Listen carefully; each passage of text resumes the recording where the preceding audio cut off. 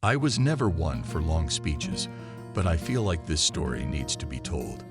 Not just for my own sanity, but for the countless men out there who might find themselves in a similar situation. If you told me years ago that I'd spend 5 years behind bars for failing to pay child support for a kid that wasn't mine, I would have laughed in your face. But life has a way of turning everything upside down, and I learned it the hard way. It all started with her. We met at a mutual friend's party, and she had this way about her, a charisma I couldn't ignore. Her name was Kara. She was beautiful, outgoing, and she made me feel like I was on top of the world. We started dating, and within months, things got serious. I was in deep, completely blinded by what I thought was love. We moved in together after about a year, and everything seemed perfect. I thought I'd found my forever.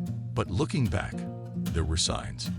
Little things I chose to ignore because I didn't want to believe that something could be wrong. The late nights where she wouldn't answer her phone. The random girls' trips she'd take without much explanation. I brushed it all off, thinking I was being paranoid. Then came the big news. She was pregnant. It should have been the happiest moment of my life, right? But something in me hesitated. I didn't know why, but I pushed those doubts aside. I loved her. I loved the idea of starting a family. So I did what any responsible man would do. I stepped up. The pregnancy was rough, but we got through it. I was there every step of the way, holding her hand through doctor's appointments, baby shopping, and even reading all those parenting books to get myself ready. When our son, Jamie, was born, I thought my life was finally complete. I had the perfect little family. But things changed after Jamie was born. Kara became distant, cold even. We argued constantly. It wasn't about the baby, though. No, Jamie was the only bright spot in that house. It was everything else. We grew apart, and within 2 years, our relationship crumbled. One day, she just packed her bags and left. No explanation, no goodbye. She just walked out of our lives like we meant nothing. I tried to keep it together for Jamie. I really did.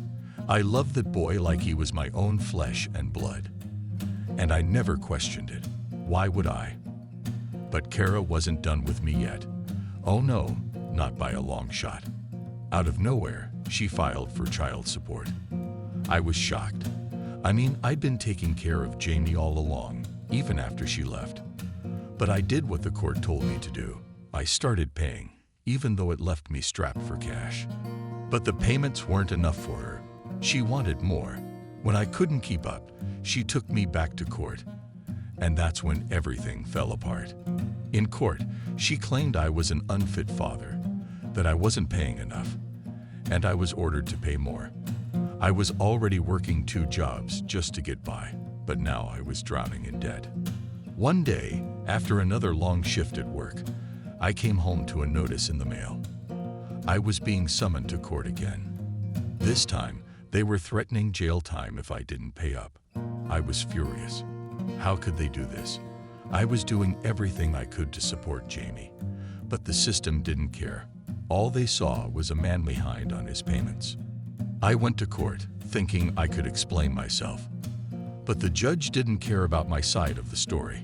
All he saw was a man who wasn't paying what he owed. I tried to tell them I was doing my best, but it fell on deaf ears. The judge handed down his ruling, and just like that, I was sentenced to 5 years in prison for failing to pay child support.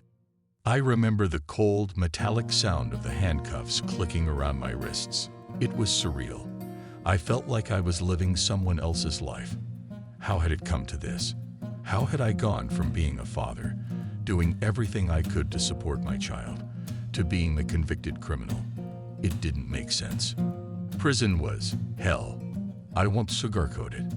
It was a nightmare. But the worst part wasn't the prison itself. It was the thought of Jamie. Every day I woke up in that cell, I thought about him, wondering if he was okay, if he was being taken care of. I wrote him letters, but I never got a response. I felt completely cut off from the one person I loved more than anything.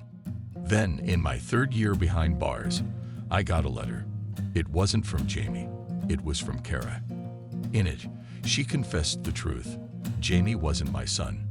She had known all along but never told me. I was just a convenient option, someone she could use. I was a fool. I felt like my heart had been ripped out of my chest. 3 years behind bars for a child that wasn't even mine. The betrayal, the anger, it consumed me. But there was nothing I could do. I was stuck, paying the price for a lie. When I finally got out, I was a broken man.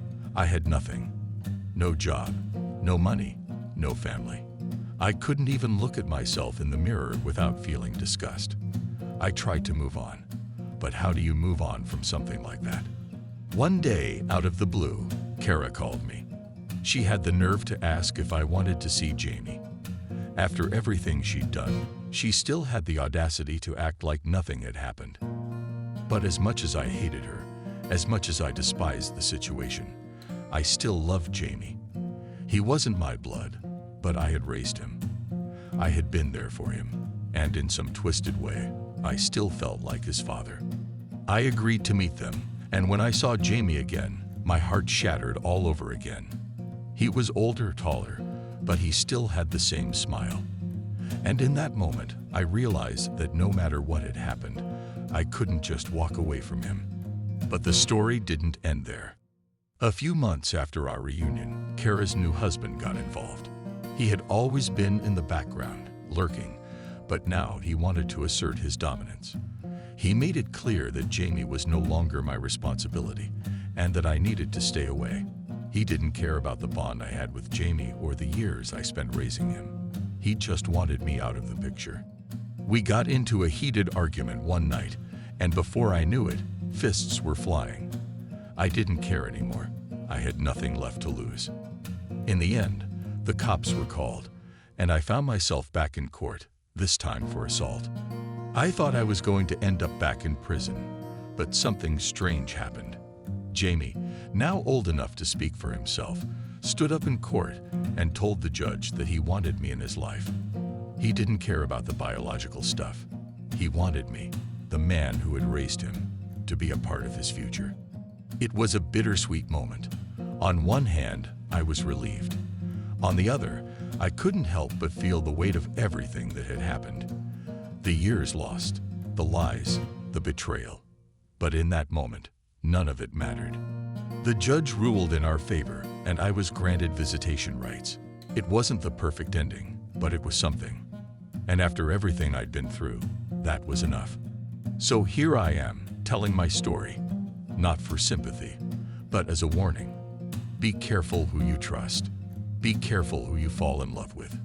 Because sometimes, the people closest to you are the ones who can hurt you the most.